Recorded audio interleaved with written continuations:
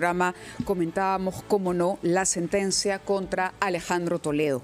20 años y 6 meses de cárcel por el caso Interoceánica Sur por haber cobrado un millonario soborno de la empresa Odebrecht en el marco de esta mega investigación que tiene como nombre Caso Lavallato.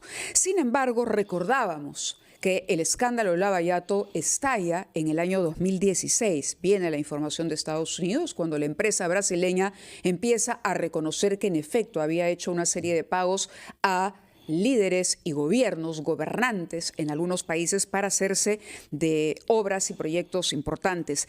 Sin embargo, hubo una comisión en el Congreso de la República, la comisión que presidía en ese momento el señor Juan Pari, congresista, la Comisión Especial para el caso Lavallato, que ya en octubre de 2015 arrojaba algunos resultados y vislumbraba lo que podría ser luego este escándalo que ha acabado finalmente con la condena de Alejandro Toledo. El excongresista Pari está con nosotros esta mañana. Muy buenos días, gracias por atendernos. Cuéntenos, por favor, cómo empieza o cuál es el primer indicio que llevaría luego a desencadenar, abrir esta caja de Pandora que conocemos como el caso Interoceánica, el soborno de Alejandro Toledo en medio de la investigación Lavallato. Muy buenos días. Muy buenos días, Mávila. Muy buenos días, Carlos. ¿Cómo está, señor Pari? Lo primero que sonaron las alarmas en el exterior. Hay que recordar, la primera alarma que sonó en el país fue el caso de los doleiros. Ya hay gente que traía dinero para pagar soborno. Fue la primera alarma que hizo que el Congreso se viera en la obligación de formar una comisión especial de investigación porque se hablaba de sobornos a funcionarios públicos, sin determinar nombres. Era plata para pagar coimas a funcionarios públicos en el país. Esa fue la primera alarma que se escuchó frente a este caso. Y sin embargo, cuando se da el mandato de Congreso para poder investigar, pudimos determinar cuáles son los proyectos vinculados a las empresas brasileñas, tanto a OAS, tanto a... claro, no era solo Odebrecht. Claro, Odebrecht, Camargo Correa, etc.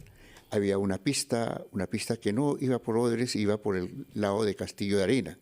Hay que recordar que Castillo de Arena está vinculado a Camargo Correa y donde empezaban a salir las primeras pistas, los primeros elementos. En Castillo de Arena salía el nombre de Toledo. En Castillo de Arena salía la cuenta de Maiman. O sea, desde ese entonces estaban ya pistas trazadas. Entonces, pero era con Camargo y Correa. Sale la declaración y la confesión, podríamos decir, de Odebrecht ante la justicia brasileña, indicando ya un nombre específico de una coima determinada, que fue de los más de 30 millones de dólares que se dio a Toledo y que se comprometió a Toledo. Entonces, obviamente, se generaron un conjunto de pistas. Claro, nosotros vimos las pistas, pero también vimos los elementos que se dieron dentro del proyecto IRSA. Pues nosotros no solamente investigamos IRSA, investigamos 8 proyectos que se dieron con los de Brasil. Pero en el caso de IRSA, lo primero que observamos era la forma en que se hizo el contrato, los mecanismos que se dieron y el comportamiento político para que ese contrato se viabilizara. ¿Cómo se hizo el contrato? Bueno, primero el contrato lo trabajaron.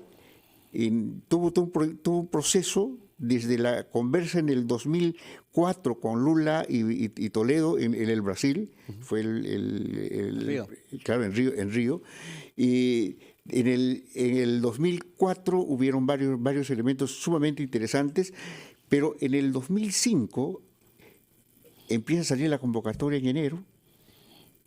En febrero se exonera del Sistema Nacional de Inversión Pública, del SNIF, lo firma Sota Nadal, no siendo ministro de Economía, sino siendo ministro de Educación, ya, elemento muy sospechoso. Javier Sota Nadal. Claro. Entonces, se exonera del Sistema Nacional de Inversión Pública, por lo tanto, se exonera de los sistemas de control que debería tener esa inversión.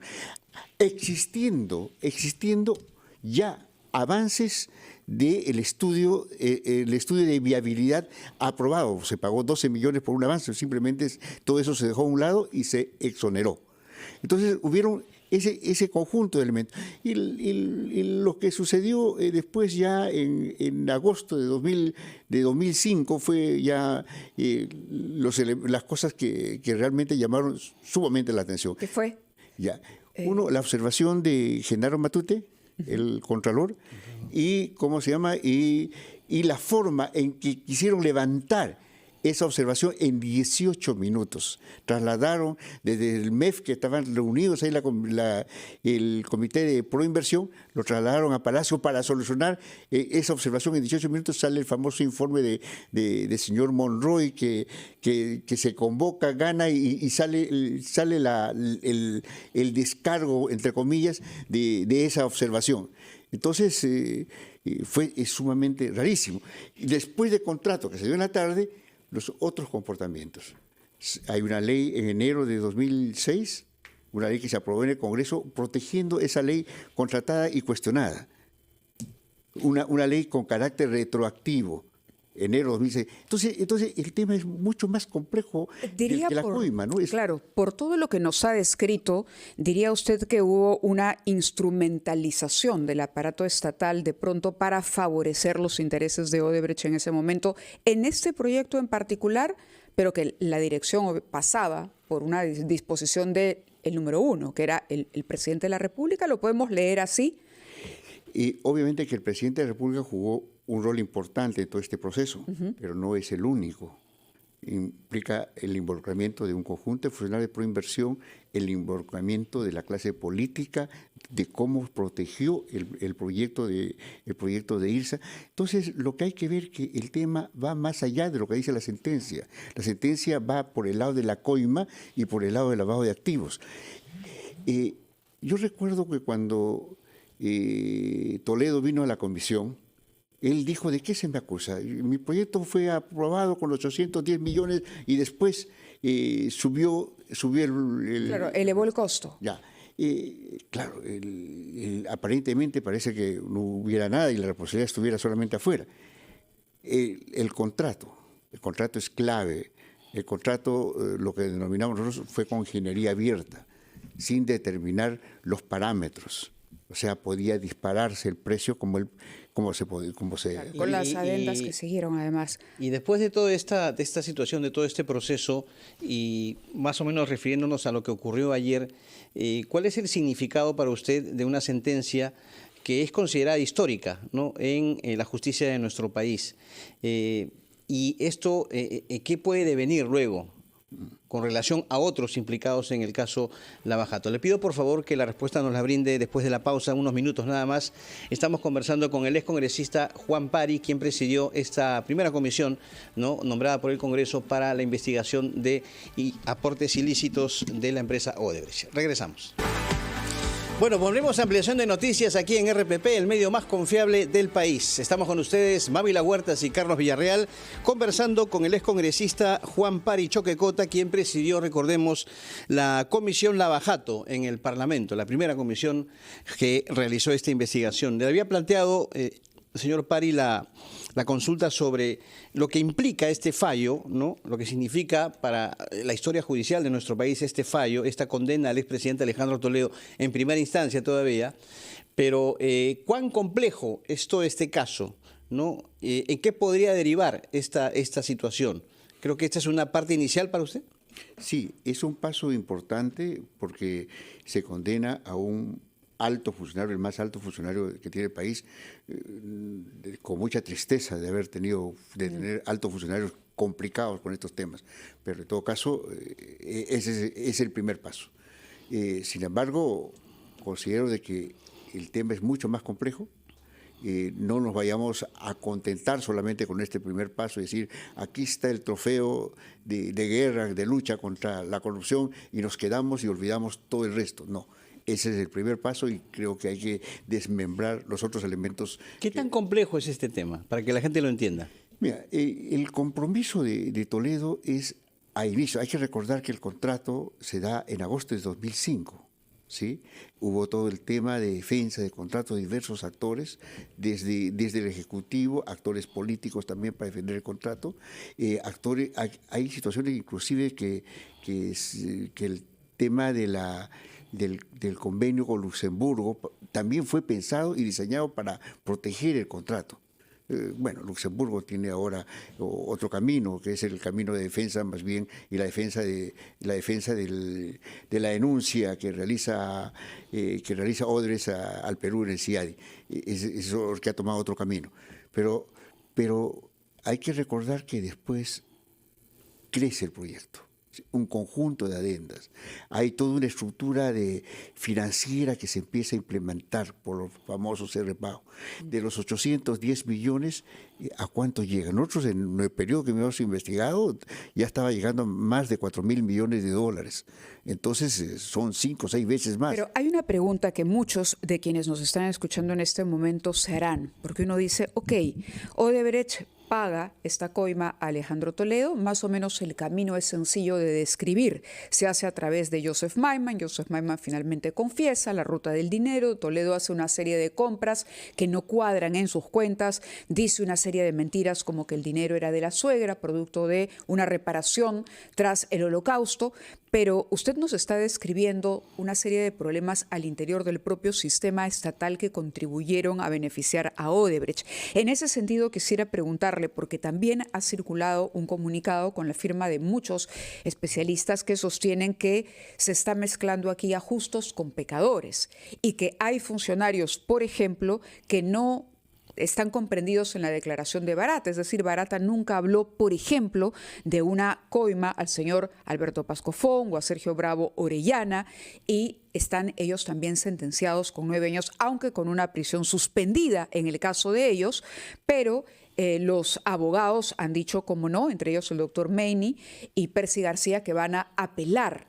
¿Cómo entender todo este sistema sofisticado que usted nos acaba de describir y explicándolo únicamente con el soborno de Alejandro Toledo? ¿Estaba todo el sistema entonces mal hecho? Es decir, ¿qué pasó? ¿Cómo no repetir una experiencia de la Interoceánica? ¿Cómo así el soborno pagado a Toledo termina cambiando, favoreciendo a la empresa dentro de una estructura que se supone tiene que estar creada y sostenida para proteger los intereses del país? Es lo que no termina uno de entender. Por eso nuestra mirada no solamente debe ir al soborno y a la coima concreta, sino a todos los procesos que han tenido que implementar. Los procesos estuvieron mal entonces. Obviamente. El comportamiento de Proinversión como institución en todo ese proceso conlleva a un conjunto de hechos comprometidos. Uno, de temas funcionales, ¿sí? Responsabilidades funcionales, responsabilidad política. O sea, todos ellos permitieron que se opere el acto de corrupción. Pero la pregunta es, ¿lo permitieron porque el sistema estaba mal diseñado? ¿O lo permitieron por qué? Porque, vuelvo a repetir, la defensa de estos funcionarios dice, ellos no recibieron. Y Barata, en efecto, no ha dicho, ni ha dicho yo deposité tanto o cuánto en las cuentas de estas personas. Por eso, va más allá de la coima. Va cómo opera el organismo. Y hay un tema ahí de carácter institucional. Y eso es lo que me preocupa.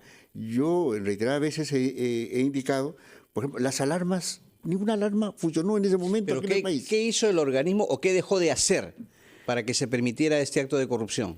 Primero, solicitó la exoneración del Sistema Nacional de Inversión, donde tiene un conjunto de controles de estos procesos de gran inversión que debería realizar el país. Se exoneró y esa solicitud de exoneración sale de Proinversión.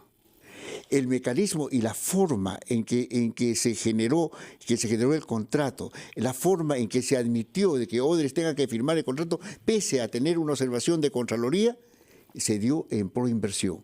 ¿Cómo es que se traslada Proinversión del MEF para poderlo discutir en Palacio de Gobierno? Previo a la firma de contrato, hay una responsabilidad. ¿Quién dirige? ¿Quién convoca? ¿Hay un presidente de Proinversión? Sí, que es del Ejecutivo, pero también hay funcionarios que operativizan y hacen que el mecanismo funcione. Entonces el tema es complejo. Responsabilidad de los sistemas de control, responsabilidad de los organismos. Hemos escuchado, aparte del tema de la sentencia, se ha reestructurado Proinversión. se ha cambiado, se ha remodelado, se ha hecho una reingeniería, viendo precisamente la preocupación que usted dice, ¿qué ha pasado dentro de ello? Entonces hay temas sumamente pendientes, o sea, que inclusive va más allá de lo judicial, ya son decisiones de otro orden que tienen que ver para hacer una lucha más coherente con la corrupción, contra la corrupción. Muy bien. Don Juan Pari es congresista de la República, presidente en su momento de la Comisión Lavajato en el Congreso. Le agradecemos mucho por aceptar nuestra invitación esta mañana aquí en RPP.